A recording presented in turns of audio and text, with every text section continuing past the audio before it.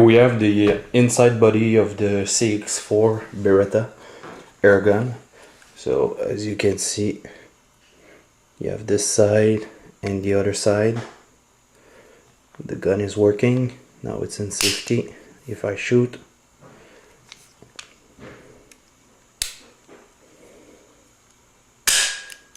so everything is working. So first of all, you want to remove the 4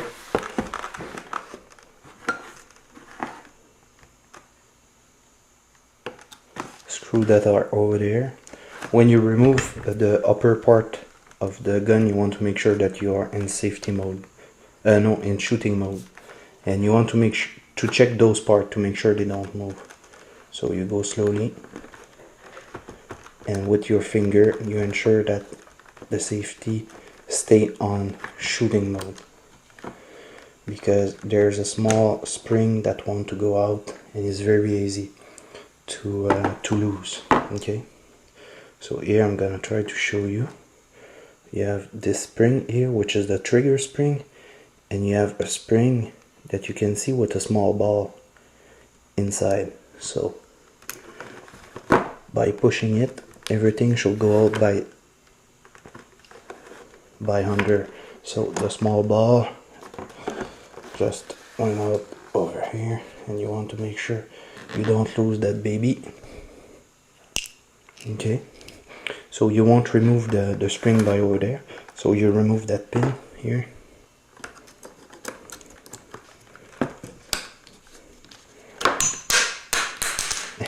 That was the trigger with the spring.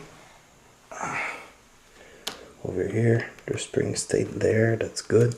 So that's the trigger spring, and there you have the safety spring that goes inside that hole. Took me a lot of time to figure out. The first time I opened the gun, everything flied away. And so here you have the main component. Okay, that's to release the cartridge with the 30 pellets. And so here you have everything. If you look when you crank the gun, this is what is happening. So it gets locked by this ear, which is pulled via this ear by the trigger. So that's the component here for the trigger action. So this go here and this go here. You have to pull that first out like that. I'm gonna show you the main component. So that's the valve system. Okay, now it's locked, so I'm gonna be careful. I'm gonna unlock it first. There we go. So that's kind of a bumper, the red stuff here, that's made to hold the spring here in position. Okay, that goes like that. So that's the main valve. So as you can see, you have here the place where the CO2 cartridge get plugged. That here is a piece which is empty. The spring goes inside there, and that's the valve mechanism, which goes here and in there, and the pellets is just at this way here. So be careful, there's a spring inside that, you don't want to lose that spring. So everything goes back here like that. It's pretty hard to manage to do that with the camera that turned that way. So everything can be put off like that, and that as well, like this. That goes back into place here. Okay.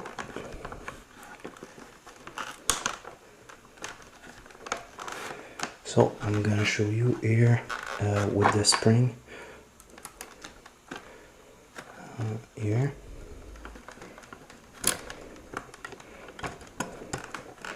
So the spring has an effect on this piece, which come to bang and to open the valve so the air can go out. However, I think that by putting more pressure on this spring, there could be more air coming out. So I will try my best to find a way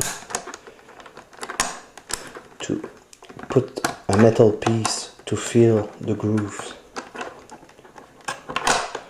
in here, because that's very deep. So maybe by cutting a small piece of metal and sticking it inside, and here as well, because the spring goes very deep, and I think I could put, you know, a little bit less by putting a piece here. So by that, the pressure on the spring would be higher, and I think that that would make the gun shoot faster, because currently I have a very small FPS and I'm not very happy with the FPS I have currently.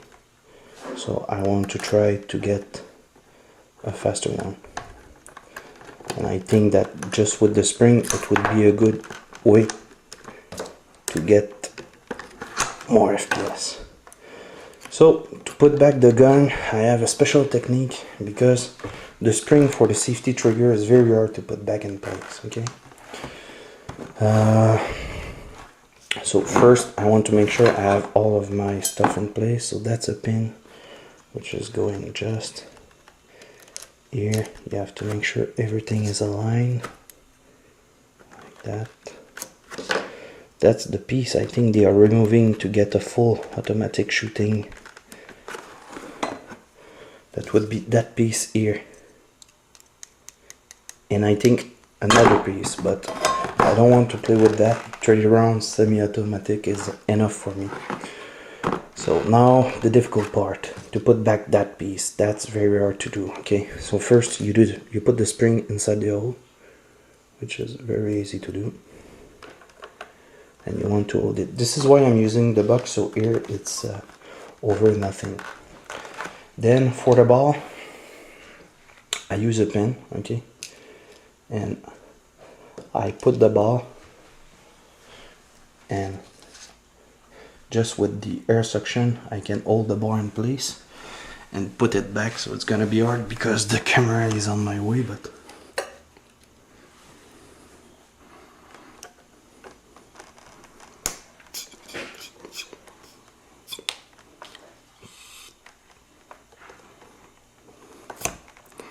so now everything is in place. You want to put back the trigger in and put back the metal pin here.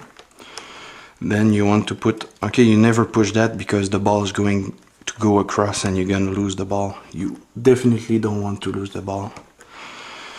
Then you put back the spring without pushing the safety trigger, because